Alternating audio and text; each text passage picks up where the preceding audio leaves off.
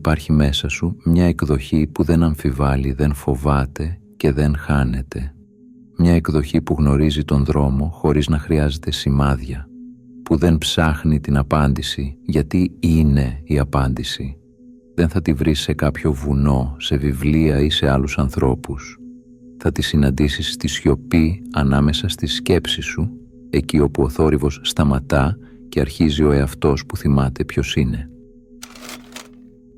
Γεια σου, είμαι ο κοσμικός αφηγητής και σήμερα θα μιλήσουμε για τη συχνότητα του ανώτερου εαυτού, για εκείνη τη σιωπηλή, αόρατη διάσταση του εαυτού σου που δεν χρειάζεται να τη δημιουργήσεις αρκεί να συντονιστείς μαζί της.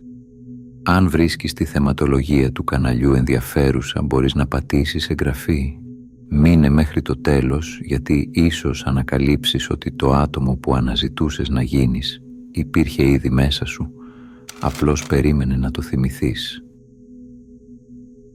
Κάποιες στιγμές, χωρίς προφανή λόγο, νιώθεις πως κάτι μέσα σου σε καλεί. Σαν να υπάρχει μία φωνή, όχι έξω, αλλά στο βάθος του είναι σου, που ψιθυρίζει πως υπάρχει κάτι περισσότερο. Κάτι καθαρότερο από τις αμφιβολίες, κάτι πιο αληθινό από τις φωνές του φόβου. Κι όμως, όσο προσπαθείς να το ακούσεις, τόσο περισσότερο μοιάζει να χάνεται μέσα στον θόρυβο της σκέψης, της ανησυχίας, της καθημερινότητας. Αυτό το κάτι δεν είναι ένα μυστικό έξω από σένα. Είναι ο εαυτός που ήδη γνωρίζει η συχνότητα της ψυχής σου πριν παραμορφωθεί από τις εμπειρίες, τα τραύματα και την ανάγκη να ελέγχεις τα πάντα. Είναι η εκδοχή σου που ήδη υπάρχει, που ήδη ξέρει, που ήδη εκπέμπει, και αν το μόνο που σε χωρίζει από εκείνον είναι η παραμόρφωση.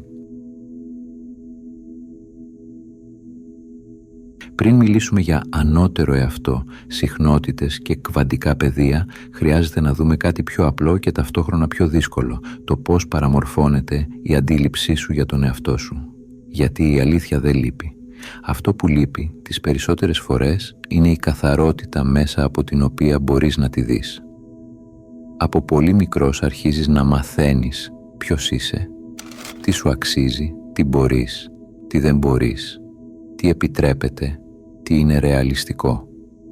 Κάθε κουβέντα που άκουσες, κάθε βλέμμα απογοήτευσης, κάθε σύγκριση, κάθε απόρριψη γράφει μια μικρή χαραγή στον τρόπο που αντιλαμβάνεσαι τον εαυτό σου. Σιγά σιγά δεν βλέπεις πια αυτό που είσαι, βλέπεις αυτό που έμαθες ότι είσαι, και αυτό είναι η πρώτη και πιο ισχυρή παραμόρφωση. Το νευρικό σου σύστημα προσαρμόζεται.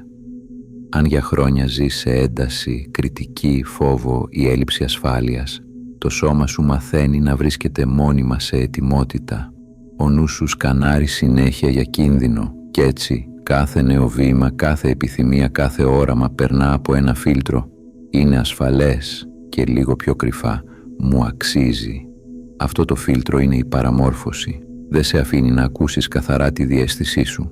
Σε κάνει να αμφιβάλλεις για κάθε σου παρόρμηση, να ζητάς σημάδια και μετά να τα ακυρώνεις. Να λες, νιώθω ότι αυτό είναι για μένα, αλλά αμέσως μετά να προσθέτεις, μήπως το φαντάζομαι, μήπως είμαι υπερβολικός, μήπως δεν είμαι έτοιμος. Δεν σημαίνει ότι είσαι σπασμένος ή χαμηλής δόνησης, σημαίνει ότι το σύστημά σου, σώμα, νους, συναισθήματα, έχει ρυθμιστεί για να επιβιώνει μέσα από συγκεκριμένα μοτίβα, όχι για να εμπιστεύεται. Και όσο λειτουργείς μέσα από αυτά τα μοτίβα, κάθε νέα προοπτική μοιάζει απειλή. Όχι γιατί είναι επικίνδυνη, αλλά γιατί είναι άγνωστη. Γι' αυτό συχνά νιώθεις ότι κάτι μέσα σου ξέρει, αλλά δεν μπορείς να το ακολουθήσεις. Είναι σαν να έχεις ήδη πιάσει για μια στιγμή το καθαρό σήμα, αλλά ο παλιός θόρυβος επιστρέφει και το σκεπάζει. Η παραμόρφωση δεν είναι τιμωρία. Είναι το αποτύπωμα όλων όσων έζησες, όλων όσων πίστεψες για να προστατευτείς. Όμως, αν δεν τη δεις, αν δεν τη συνειδητοποιήσεις, θα νομίζεις πως η σπασμένη εικόνα στον καθρέφτη είναι το πραγματικό σου πρόσωπο. Κάπου εδώ γεννιέται η πιο σημαντική ερώτηση, και αν δεν είσαι η σκέψη σου, αν δεν είσαι τα παλιά σου προγράμματα, αν είσαι αυτός που μπορεί να τα παρατηρήσει και να τα επαναρρυθμίσει, Για να απαντήσουμε χρειάζεται να πάμε λίγο πιο βαθιά, εκεί όπου η κλασική εικόνα της πραγματικότητας καταρρέει και ο εαυτός δεν είναι πια μια ιστορία, αλλά μια κβαντική πιθανότητα που περιμένει να τη συντονίσεις. Όταν κοιτάζεις τη ζωή σου γραμμικά, όλα φαίνονται να ακολουθούν μία σειρά, παρελθόν, παρόν, μέλλον. Μα η συνείδηση δεν κινείται έτσι. Στην πραγματικότητα, κάθε πιθανή εκδοχή του εαυτού σου υπάρχει ταυτόχρονα, όπως τα κύματα ενός ωκεανού που περιμένουν να πάρουν μορφή. Η κβαντική φυσική το περιγράφει ως υπέρθεση, ένα πεδίο όπου όλα τα πιθανά σενάρια συνυπάρχουν μέχρι να τα παρατηρήσεις. Εκεί, στο λεπτό αυτό σημείο της παρατήρησης, η πιθανότητα καταρρέει σε πραγματικότητα. Και αυτό που καθορίζει ποια πραγματικότητα θα βιώσεις είναι η συχνότητα της συνείδησής σου, η εσωτερική σου κατάσταση. Δεν δημιουργείς τον ανώτερο εαυτό σου, τον παρατηρείς σε ένα διαφορετικό επίπεδο.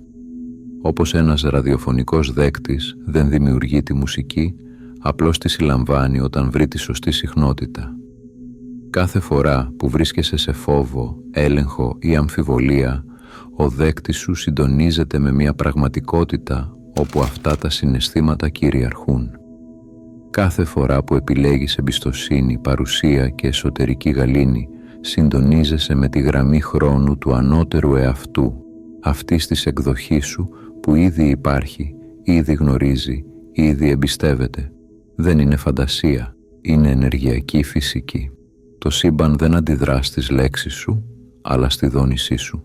Δεν ακούει τι ζητάς, αλλά ποιος είσαι τη στιγμή που το ζητάς.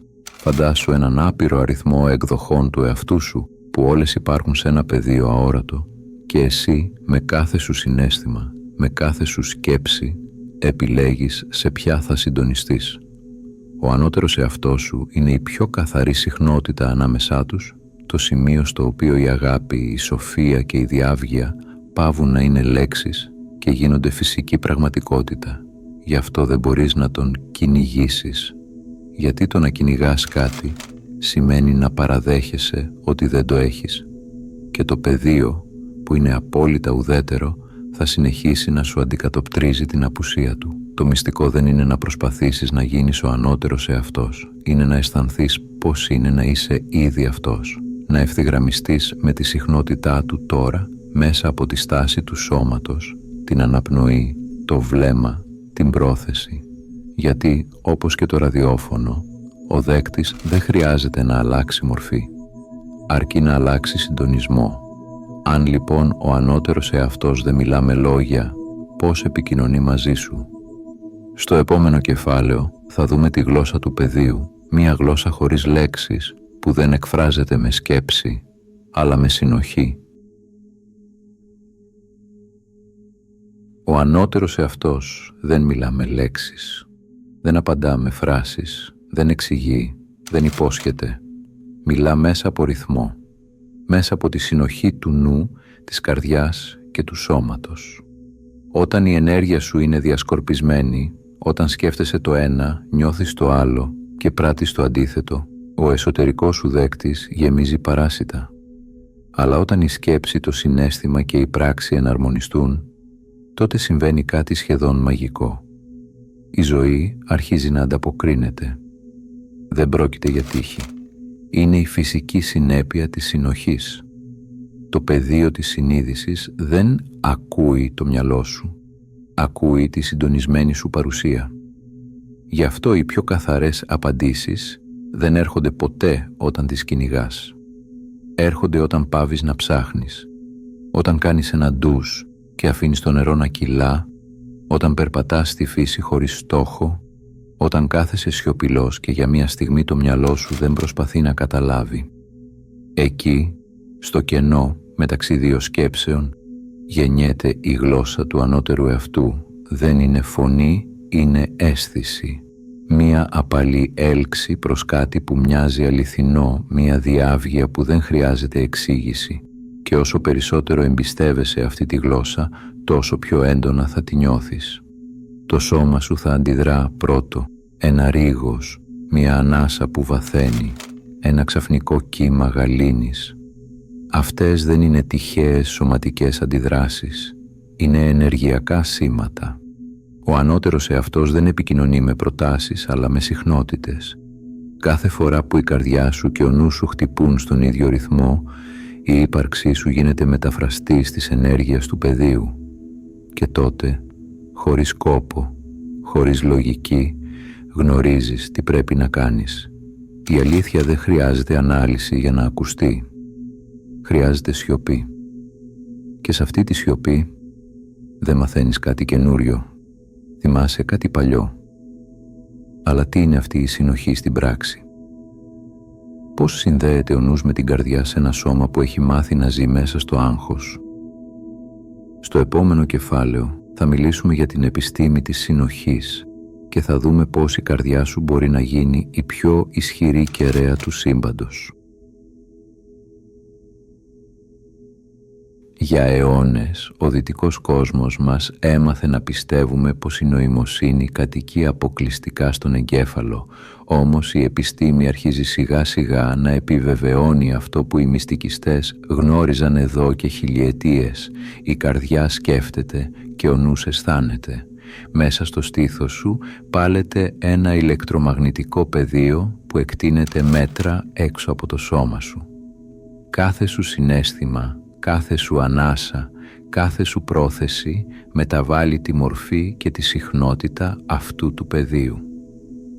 Και όταν η καρδιά σου και ο εγκέφαλος σου πάλονται συγχρονισμένα, γεννιέται μια κατάσταση που οι ερευνητές ονομάζουν καρδιοεγκεφαλική συνοχή. Σε αυτή την κατάσταση το νευρικό σου σύστημα σταθεροποιείται. Η διαίσθησή σου γίνεται πιο καθαρή, η σκέψη σου πιο ήρεμη και ολόκληρη η βιολογία σου λειτουργεί σαν ένας ενιαίος οργανισμός, όχι σαν κομμάτια που συγκρούονται μεταξύ τους. Όταν ζεις μέσα στη συνοχή, ο κόσμος γύρω σου μοιάζει να σε ακούει. Οι συμπτώσεις αυξάνονται, τα εμπόδια μαλακώνουν και η ζωή ρέει με έναν ρυθμό που δεν είναι πια τυχαίος, είναι αντίλαλος της δικής σου συχνότητας. Αυτό δεν είναι μυστικισμός, είναι φυσική. Η ενέργεια της καρδιάς σου λειτουργεί σαν δέκτης και πομπός ταυτόχρονα. Όσο περισσότερο ευθυγραμμίζεσαι εσωτερικά, τόσο πιο σταθερό γίνεται το σήμα που εκπέμπεις προς το πεδίο. Και το πεδίο, σαν καθρέφτης, αρχίζει να σου αντανακλά καταστάσεις, ανθρώπους και εμπειρίες που αντιστοιχούν σε αυτή τη νέα σου δόνηση. Όταν η καρδιά είναι ανοιχτή, ο νους ησυχάζει και όταν ο νους είναι ήσυχος, η συνείδηση γίνεται καθαρός δέκτης. Η συνοχή δεν είναι μία φιλοσοφία, ναι, είναι ένας μηχανισμός πρόσβασης. Η φωνή του ανώτερου εαυτού ακούγεται μόνο όταν τα εσωτερικά σου κανάλια είναι ευθυγραμμισμένα. Η επιστήμη αρχίζει να καταγράφει αυτό που το πνεύμα πάντα ήξερε, ότι η αλήθεια δεν βρίσκεται στην υπερδραστηριότητα του νου, αλλά στην ηρεμία του ρυθμού, στην ευθυγράμμιση μεταξύ του ηλεκτρικού παλμού του εγκεφάλου και του μαγνητικού κύματος της καρδιάς. Και όταν αυτά τα δύο συγχρονιστούν, δεν χρειάζεται πια να ζητάς σημάδια, γιατί γίνεσαι εσύ το σημάδι, αλλά πώς μπορείς να διατηρήσεις αυτή τη συνοχή στην καθημερινότητα, όταν το άγχος, οι υποχρεώσεις και οι αμφιβολίες σε τραβούν ξανά στο θόρυβο. Στο επόμενο κεφάλαιο θα μάθουμε πώς να ρυθμίζεις το σήμα σου μέσα από 3 απλά εργαλεία: την αναπνοή, το συναίσθημα και την πρόθεση. Το πεδίο δεν καταλαβαίνει τις λέξεις σου, καταλαβαίνει τη δόνηση πίσω από αυτές. Ό,τι νιώθεις εκπέμπεται. Ό,τι εκπέμπεις επιστρέφει σε σένα με τη μορφή εμπειριών. Αν λοιπόν θέλεις να συντονιστείς με τον ανώτερο εαυτό σου, δεν χρειάζεται να κάνεις κάτι περίπλοκο. Χρειάζεται να μάθεις να ρυθμίζεις το σήμα σου. Και ο πιο απλός τρόπος να το κάνεις είναι μέσα από 3 στοιχεία: την αναπνοή, το συναίσθημα και την πρόθεση. Η αναπνοή είναι ο πρώτος πομπός. Δεν μεταφέρει απλώς οξυγόνο, μεταφέρει μήνυμα. Όταν αναπνέεις κοφτά, το σώμα σου νομίζει πως υπάρχει απειλή. Όταν αναπνέεις βαθιά και ρυθμικά, το ενημερώνεις πως είσαι ασφαλής. Και όταν το σώμα νιώθει ασφάλεια, ο δέκτης της συνείδησης ανοίγει. Η πληροφορία αρχίζει να ρέει ξανά. Δοκίμασε κάτι απλό. Εισπνοή για 4 χρόνους, παύση για 1, εκπνοή για 6. Αυτός ο ρυθμός δεν είναι τυχαίος. Είναι ο φυσικός ρυθμός της γαλήνης. Το δεύτερο στοιχείο είναι το συναίσθημα. Το πεδίο δεν ανταποκρίνεται σε λέξεις, αντιδρά στο συναισθηματικό φορτίο πίσω τους. Αν λες «εμπιστεύομαι», αλλά μέσα σου καίγεσαι από φόβο, εκπέμπεις φόβο, όχι εμπιστοσύνη. Αν όμως καταφέρεις να νιώσεις, έστω για λίγες στιγμές, ευγνωμοσύνη, αγάπη, γαλήνη ή δέος, τότε ολόκληρη η ύπαρξή σου αρχίζει να ταλαντώνεται σε υψηλότερη συχνότητα. Μπορεί να μην αλλάζει τίποτα γύρω σου εκείνη τη στιγμή, αλλά κάτι αλλάζει μέσα σου και αυτό αρκεί για να αρχίσει να αλλάζει και ο κόσμος σου. Το τρίτο στοιχείο είναι η πρόθεση, όχι η επιθυμία να ελέγξεις, αλλά η καθαρή, σταθερή κατεύθυνση του ενεργειακού σου πεδίου. Η πρόθεση δεν είναι το «θέλω να γίνει αυτό», είναι το «επιλέγω να εκπέμπω αυτό». Επιλέγω να είμαι παρόν, επιλέγω να είμαι εμπιστοσύνη, επιλέγω να είμαι αγάπη, τώρα. Αναπνοή, συναίσθημα, πρόθεση. 3 στοιχεία που όταν ευθυγραμμιστούν δημιουργούν συνοχή. Και η συνοχή δεν ζητά προσπάθεια. Είναι φυσική συνέπεια της ευθυγράμμισης. Δεν χρειάζεται να φτιάξεις τη ζωή σου με τη βία. Χρειάζεται να μάθεις να εκπέμπεις σωστά. Γιατί το σύμπαν δεν απαντά σε πράξεις, απαντά σε συχνότητες. Αλλά υπάρχει ένα εμπόδιο που σαμποτάρει αυτή τη διαδικασία. Οι παλιοί εσωτερικοί κώδικες, οι υποσυνείδητες φωνές που λένε «δεν είμαι έτοιμος», «δεν μπορώ», «πάντα αποτυγχάνω». Στο επόμενο κεφάλαιο θα δούμε πώς να επαναπρογραμματίσεις το σήμα σου, ώστε η πραγματικότητά σου να αρχίσει να απαντά στο νέο σου κώδικα. Ακόμη και όταν αναπνέεις σωστά, όταν νιώθεις γαλήνη και κρατάς καθαρή πρόθεση, υπάρχει κάτι που μπορεί να σε τραβά ξανά πίσω, οι παλιοί εσωτερικοί κώδικες. Είναι εκείνες οι φωνές που μιλούν μέσα σου πιο γρήγορα από όσο προλαβαίνεις να τις ακούσεις. Δεν είμαι έτοιμος. Ποιος νομίζω ότι είμαι? Πάντα στο τέλος κάτι πάει στραβά. Δεν είναι κακία του νου, είναι προγραμματισμός. Επαναλαμβανόμενες εμπειρίες, λόγια, φόβοι που αποθηκεύτηκαν στο υποσυνείδητο και έγιναν μηχανισμός προστασίας. Αλλά αυτή η προστασία έχει κόστος. Κρατά την ενέργειά σου παγωμένη στο παρελθόν. Το πεδίο δεν ανταποκρίνεται σε αυτό που θέλεις, αν το ενεργειακό σου σήμα είναι ακόμη συνδεδεμένο με αυτό που φοβάσαι. Γι' αυτό όσο κι αν λες «είμαι άξιος», αν μέσα σου υπάρχει ένα ασυνείδητο «δεν το αξίζω», το πεδίο καθρεφτίζει πάντα το δεύτερο. Ο τρόπος για να αλλάξεις την πραγματικότητά σου δεν είναι να πολεμήσεις αυτές τις σκέψεις, αλλά να επαναπρογραμματίσεις τη συχνότητα από την οποία προέρχονται, όχι με λογική, με δόνηση. Το υποσυνείδητο δεν καταλαβαίνει επιχειρήματα. Καταλαβαίνει ρυθμό, συναίσθημα και επανάληψη. Κάθε φορά που λες μια νέα πρόταση με αληθινό συναίσθημα, γράφεις πάνω στον παλιό κώδικα ένα νέο, όχι διαγράφοντάς τον, αλλά επανασυντονίζοντάς τον. Αν ο παλιός κώδικας έλεγε «δεν είμαι έτοιμος», ο νέος μπορεί να λέει «η παρουσία μου είναι η προετοιμασία μου». Αν έλεγε «κι αν αποτύχω, μπορεί να γίνει. Ό,τι κι αν συμβεί, θα μάθω να ρέω μέσα του». Αν έλεγε «πάντα όλα χαλάνε», ο νέος ψήθυρος είναι «όλα αναδιοργανώνονται για χάρη μου». Πες το αργά, ήρεμα, με αναπνοή, όχι σαν άσκηση αλλά σαν μετάδοση. Μίλησε όχι από το στόμα, αλλά από το ενεργειακό σου πεδίο, να το νιώθει το σώμα σου πριν το πιστέψει ο νους. Γιατί εκεί γίνεται η πραγματική μετατόπιση, όταν το σώμα αρχίζει να νιώθει ασφάλεια μέσα στο καινούριο. Όταν ο παλιός φόβος πάβει να είναι αυτόματος. Και αυτό δεν είναι ψευδαίσθηση. Είναι επανεκπαίδευση. Επαναφέρεις το νευρικό σου σύστημα σε μια κατάσταση φυσικής εμπιστοσύνης. Επαναφέρεις την ψυχή σου στη δική της αρχική συχνότητα. Αυτή είναι η ουσία της φράσης. Εγώ επαναπρογραμματίζομαι. Δεν σημαίνει ότι αρνείσαι το παρελθόν. Σημαίνει ότι επιλέγεις να μην ζεις άλλο μέσα του. Και όταν ο νέος κώδικας αρχίσει να σταθεροποιείται, κάτι αλλάζει ριζικά στον τρόπο που κινείσαι στον κόσμο. Δεν προσπαθείς πια να θυμηθείς τον ανώτερο εαυτό σου, τον εκπέμπεις. Στο επόμενο κεφάλαιο θα δούμε πώς είναι να ζεις έτσι, όχι να ψάχνεις τη συχνότητα, αλλά να είσαι η συχνότητα. Κάποια στιγμή μετά από επαναλήψεις, σιωπές, μικρές πτώσεις και επιστροφές, κάτι αλλάζει. Δεν νιώθεις πια ότι προσπαθείς να συντονιστείς. Απλώς είσαι συντονισμένος. Η εμπιστοσύνη δεν είναι άσκηση, είναι ρυθμός. Η ηρεμία δεν είναι στόχος, είναι φυσική σου κατάσταση. Και οι απαντήσεις, αυτές που κάποτε κυνηγούσες με αγωνία, έρχονται αθόρυβα, σαν να υπήρχαν πάντα εκεί. Αυτό είναι το σημείο της ευθυγράμμισης. Όταν δεν παρατηρείς πια τη συχνότητα του ανώτερου εαυτού, αλλά εκπέμπεις από εκείνη, η παρουσία σου γίνεται καθαρό σήμα. Οι άνθρωποι κοντά σου ησυχάζουν χωρίς να ξέρουν γιατί, τα γεγονότα ρέουν, οι συγχρονικότητες αυξάνονται, η πραγματικότητα πάβει να μοιάζει χαοτική και αρχίζει να μοιάζει συντονισμένη. Δεν σημαίνει ότι όλα γίνονται τέλεια, αλλά νιώθεις ότι κάθε τι που έρχεται ανήκει, ακόμη και όταν είναι δύσκολο, γιατί έχεις μάθει να βλέπεις από τη σκοπιά του ανώτερου εαυτού, του μέρους σου που δεν αντιδρά, αλλά παρατηρεί, δεν πιέζει, αλλά συνεργάζεται με τη ροή.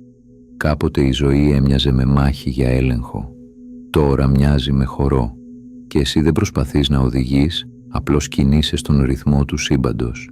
Η ενέργειά σου γίνεται μαγνητική, όχι επειδή κάνεις κάτι, αλλά επειδή είσαι κάτι. Η ησυχία σου τραβά εκείνους που χρειάζονται καθαρότητα. Η σταθερότητά σου εμπνέει χωρίς λόγια. Η παρουσία σου γίνεται θεραπευτική, όχι από πρόθεση, αλλά από συχνότητα. Σε αυτό το στάδιο, η συνειδητότητα σου λειτουργεί σαν καθρέφτης υψηλής ανάλυσης. Δεν παραμορφώνει, δεν κρίνει, δεν κρατά. Απλώς αντανακλά. Και αυτή η καθαρή αντανάκλαση είναι η πιο ισχυρή μορφή διδασκαλίας. Όταν ζεις έτσι, δεν χρειάζεσαι πια επιβεβαίωση. Δεν κυνηγάς σημάδια, γιατί είσαι το σημάδι. Δεν ζητάς αποδείξεις, γιατί η ίδια σου ύπαρξη είναι η απόδειξη ότι ο ανώτερος εαυτός δεν ήταν ποτέ κάτι έξω από σένα. Ήταν η πιο φυσική σου κατάσταση, η οποία απλώς περίμενε να τη θυμηθείς.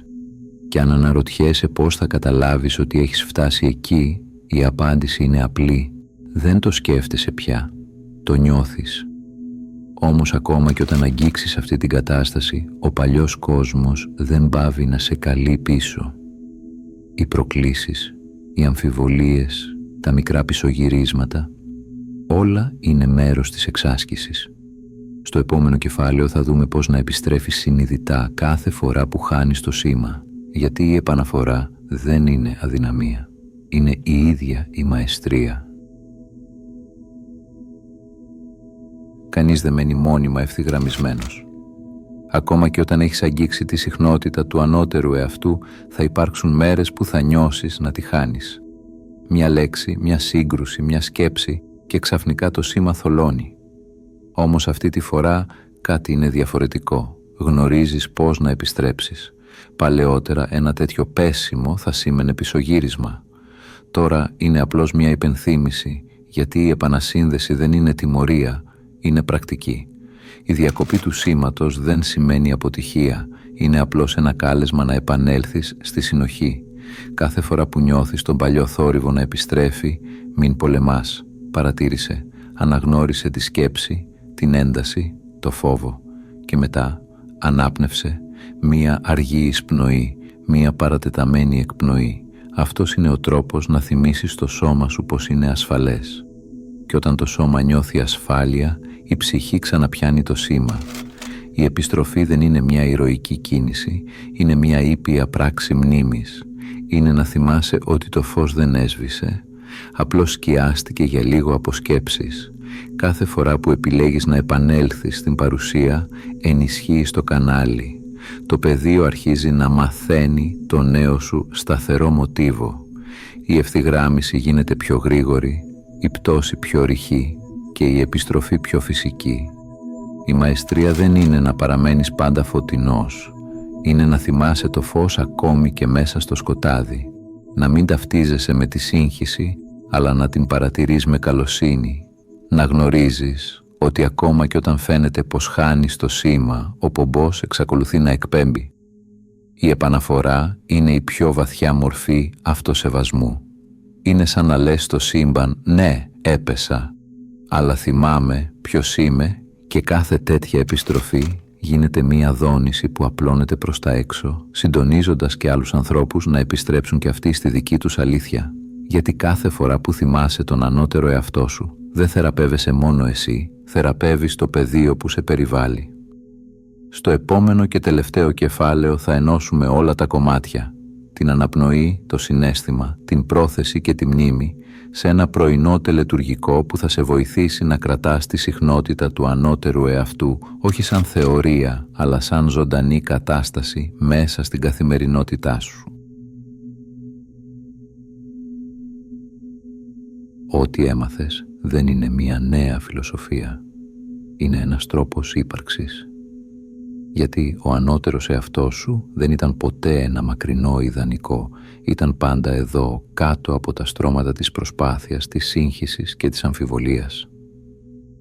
Κάθε φορά που επιστρέφεις στην αναπνοή, κάθε φορά που επιλέγεις την ηρεμία αντί για την ένταση, την εμπιστοσύνη αντί για τον έλεγχο, την παρουσία αντί για τη βιασύνη, το πεδίο ανταποκρίνεται, ήπια, σχεδόν ανεπαίσθητα στην αρχή, με ένα νέο συναίσθημα, μια διαφορετική ιδέα, μια σύμπτωση που μοιάζει τυχαία αλλά δεν είναι. Αυτό είναι το σημείο όπου η θεωρία γίνεται πραγματικότητα, όπου η ζωή πάβει να είναι κάτι που σου συμβαίνει και γίνεται κάτι που εκπέμπεις, γιατί τώρα γνωρίζεις το μυστικό, δεν χρειάζεται να κυνηγάς την ευθυγράμμιση, είσαι ο πομπός της. Κάθε πρωί πριν αρχίσει η ταχύτητα του παλιού προγράμματος, πάρε λίγα λεπτά να επανευθυγραμμιστείς, κλείσε τα μάτια, τοποθέτησε το χέρι σου πάνω στην καρδιά. Αναπνοή βαθιά για 4 χρόνους, παύση, εκπνοή για 6, επανάλαβε το 3 φορές και μετά ρώτα ήρεμα, τι συχνότητα επιλέγω να κρατήσω σήμερα. Μπορεί να είναι η διάβγεια, η ειρήνη, η ευγνωμοσύνη ή η εμπιστοσύνη. Ό,τι και αν επιλέξεις, άφησέ το να κυλήσει στο σώμα σου, να γίνει συναίσθημα, αναπνοή, στάση, βλέμμα και ύστερα πες το, όχι σαν μάντρα αλλά σαν δήλωση ύπαρξης. Εγώ επαναπρογραμματίζομαι. Άφησε αυτή τη φράση να αντυχήσει στο στέρνο σου, να διαπεράσει το νευρικό σου σύστημα, να γίνει ο νέος παλμός του είναι σου. Γιατί δεν σημαίνει ότι αλλάζεις για να γίνεις κάτι άλλο. Σημαίνει ότι επιστρέφεις σε αυτό που ήσουν πάντα, καθαρός, συνειδητός, ολόκληρος. Όσο περισσότερο κρατάς αυτή τη δόνηση, τόσο περισσότερο ο κόσμος γύρω σου αρχίζει να συγχρονίζεται. Οι άνθρωποι, τα γεγονότα, οι ευκαιρίες έρχονται όχι για να σε ανεβάσουν, αλλά γιατί είσαι πια στην ίδια συχνότητα.